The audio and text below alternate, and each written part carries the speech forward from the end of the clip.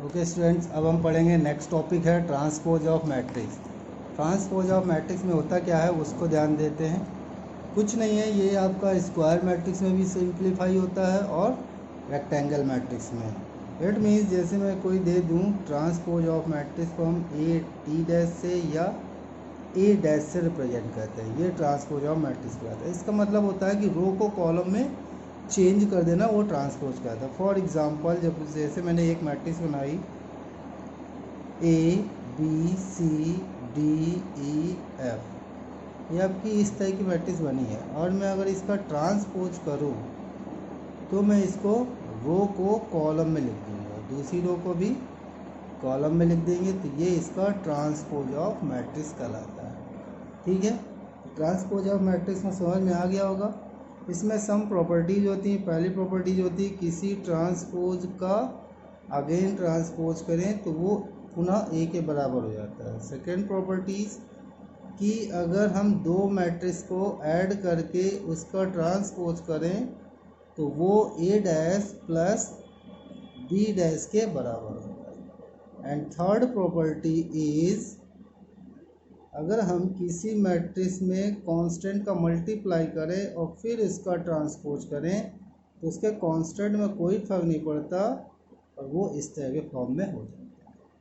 Okay, तो अब मैं इसी तरह से आपका एक क्वेश्चन ले लेता हूँ और एग्जांपल में समझाता हूँ कि आप एक्सरसाइज में लगाएंगे। इन्हीं पॉइंट्स को लेते हुए कि एग्जांपल मैंने ले लिया, ए मैट्रिक्स आपको दी गई है 3√3 2 4 2 0 and B matrix is also given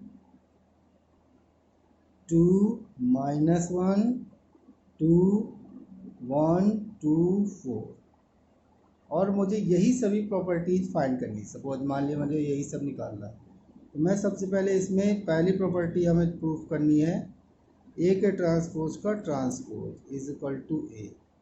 तो मैं इस मैट्रिक्स का ट्रांसपोज करता हूँ, तो अभी मैंने ऊपर बताया इसको कॉलम में लिख देना है रो को,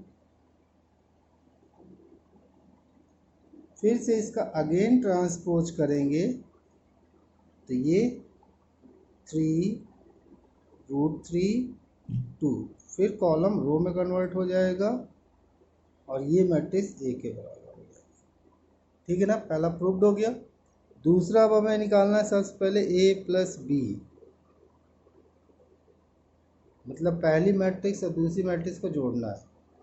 तो 3 और 2 हो गया 5, ये हो गया √3 -1, ये हो गया 4, ये हो गया 5, ये हो गया 4, ये भी हो गया 4।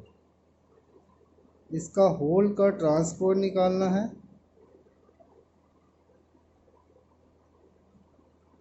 मतलब हो जाएगा 5√3 -1 4 5 4 4। ये तो आ गया लेफ्ट हैंड साइड। अब इसका मैं ए डैश सबसे पहले निकाल लूँ, वो मैं पहले भी निकाल चुका था। ए डैश आपका क्या था 3 4√3 2 2 0 एंड बी डैश फाइंड कर लूँ तो वो भी आपका आ जाएगा 2 -1 2 1 2 4। और अब मैं इसको जोड़ूंगा तो ए डैश प्लस बी डैश को जब मैं जोड़ता हूँ तो 3 2 हो गया 5 4 4 1 हो गया 5, ये हो गया √3 -1, ये हो गया 4, ये भी हो गया 4 और ये भी हो गया 4, यानी LHS इज इक्वल टू क्या आ गया आपका, ये भी आपका ऑप्शन प्रूव्ड हो गया। एंड नेक्स्ट ऑप्शन के लिए जाता हूँ कांस्टेंट ऑफ ए के ए, यानी 3k √3k 2k 4k 2k and 0, और मैं इसका ट्रांसफॉर्म निकालता हूँ। सो 3k √3k 2k, ये हो गया 4k 2k 0, के पूरी मैट्रिक्स से कॉमन है बाहर ले लिया। 3 4√3 2 2 0 और ये मैट्रिक्स किसके बराबर थी, ए डैश के, यानी आपको नेक्स्ट प्रॉपर्टी भी प्रूव्ड हो गई। ठीक है स्टूडेंट्स, इस तरह से आप ये एक्सरसाइज लगाएंगे। अब मैं इसके बाद आता हूँ, इसी में कुछ और भी पॉइंट्स हैं, सिमेट्रिक एंड स्क्यू सिमेट्रिक्स। तो मैं आपको बता दूँ, सिमेट्रिक तभी होगा जब वो स्क्वायर मैट्रिक्स होगा, अदरवाइज वो सिमेट्रिक नहीं हो सकता। रेक्टेंगल फॉर्म में सिमेट्रिक मैट्रिक्स कभी भी नहीं होती है, इसलिए अब हम यहाँ पढ़ने जा रहे हैं सिमेट्रिक मैट्रिक्स।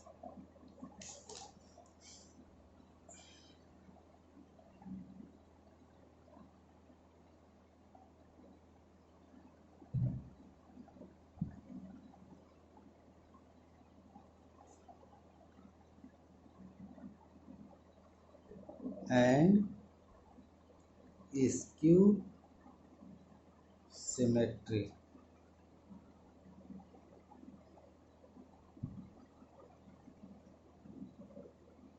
मैट्रिक्स, ठीक है। मैंने बताया इसकी डेफिनेशन क्या कहलाती है कि अगर कोई मैट्रिक्स आपको दी गई है और इट मीन्स जैसे ए डैश इज इक्वल टू ए के बराबर आ जाए, तो वो आपकी सिमेट्रिक कहलाती है। जब ये स्क्वायर होगा तभी होगा, क्योंकि रेक्टेंगल अगर 2/3 की है उसको ट्रांसपोज करेंगे तो 3/2 में कन्वर्ट हो जाता है, इसलिए उसमें नहीं होता। तो हम इसको मान लिया कि ए मैट्रिक्स है आपका ए आई जे, और इसका जब हम ट्रांसपोज कर देते हैं तो ये जस्ट उल्टा हो जाता है, जे आई हो जाएगा, ठीक है ना। यानी फॉर एग्ज़ाम्पल ए आई जे का ट्रांसपोज ए जे आई के कन्वर्ट हो जाता है, तो ये सिमेट्रिक कहलाता है। एग्जाम्पल के लिए मैं ले लेता हूँ, जैसे ए मैट्रिक्स है 3/3 की, √3 2 3 2 -1.5 या 1 3 -1 1, क्या ये इसका ट्रांसपोज करने पे वही आ जाएगा, तो ये सिमेट्रिक कहलाएगी। तो चलिए कर देते हैं इस रो को, ये लिखा 3 आ गया, फिर इस रो में 2 -1.5 फिर 1, फिर इस रो को, और ये तो वही मैट्रिक्स आ गई। यानी ये क्या हो गया, ए डैश इज इक्वल टू ए हो गया। इट मीन्स ये हो गया आपका सिमेट्रिक, ठीक है। तो सिमेट्रिक मैट्रिक्स समझ में आ गया होगा आपको, सिमेट्रिक क्या होता है। सिमेट्रिक के बाद मैं पढ़ाऊंगा आपको skew symmetric matrix. Skew symmetrics में क्या होता है कि a dash is equal to -a हो जाए, यानी ये भी आपकी स्क्वायर मैट्रिक्स में ही होगी तभी ये पॉसिबल है, अदरवाइज ये नहीं पॉसिबल है। यानी इस कोई मैट्रिक्स अगर आपकी दी गई है और कब स्क्वायर मैट्रिक्स से इसकी सिमेट्रिक्स होगी, जब उसकी ये केस को फॉलो करेगा, ठीक है। यानी so implied that a i j is equal to -a j i में कन्वर्ट हो जाता है। A i j is equal to j i में कन्वर्ट हो जाएगा for all possible value of i and J.